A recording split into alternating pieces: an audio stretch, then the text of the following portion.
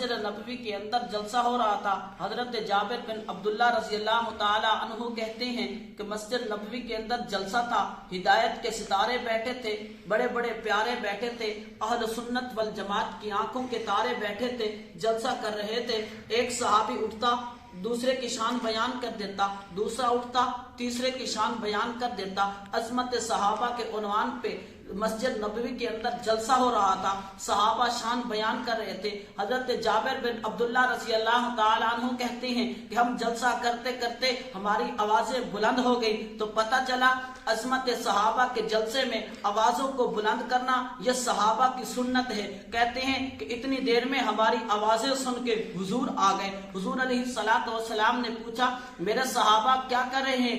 صحابہ سے پوچھا، صحابہ نے کہا یا رسول اللہ جلسہ کر رہے ہیں۔ میرے نبی نے پوچھا جلسے کا عنوان کیا ہے؟ کس عنوان پہ جلسہ کر رہے ہیں؟ صحابہ نے کہا یا رسول اللہ عظمت صحابہ کا جلسہ ہے۔ میرے نبی علیہ الصلوۃ والسلام نے فرمایا میرے صحابہ جلسہ کرتے رہو، جلسہ نہیں روکنا۔ میرے نبی نے یہ نہیں کہا اور بھی کام کرنے ہیں، جہاد پہ بھی جانا ہے، تم جلسوں کے چکروں میں پڑے ہو، نہیں، فرمایا عظمت صحابہ کا جلسہ کرتے رہو، لیکن ایک عقیدے کا خیال رکھنا ہے، ایک نظریے کا خیال رکھنا ہے، ایک بات کا خیال رکھنا ہے۔ وہ بات کیا ہے؟ وہ بات یہ ہے کہ سب کی فضیلتیں بیان کرنا۔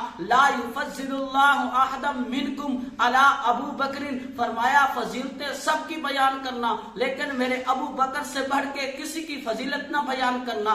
اب یہاں سے ایک سوال پیدا ہو سکتا تھا کہ ہو سکتے مکے میں ابو بکر افضل ہو، مدینے میں کوئی اور ہو، اور بدر میں ابو بکر افضل ہو، احد میں کوئی اور ہو۔ میرے نبی نے فرمایا وَإِنَّهُ أَفْضَلُكُمْ، تم میں سے سب سے زیادہ افضل جو وہ ہے وہ ابو بکر ہے، وہ مدینے میں بھی افضل ہے اور مکے کے اندر بھی افضل ہے۔ پورے بلکہ فرمایا وَإِنَّهُ فِي الدُّنْيَا وَالْآخِرَةِ، دنیا میں بھی افضل ہے اور کل قیامت کے دن، کل حشر کے میدان میں جس کی افضلیت کے ڈنکے بجیں گے وہ میرا یار ابو بکر ہے۔ اور توجہ کرنا میرے نبی نے جو اگلی بات کی ہے، فرمایا جب صحابہ کرام جلسہ کرتے رہے، صحابی خطاب کرنے والا صحابی ہوتا، دوسرے کی شان میں بیان کرتا، لیکن جب ابو بکر کی باری آئی میرے نبی علیہ السلام خود کھڑے ہو گئے اور کھڑے ہو کے ابو بکر کی فضیلت کو بیان کیا۔ فرمایا لا یفضل اللہ احدا منکم علی ابو بکر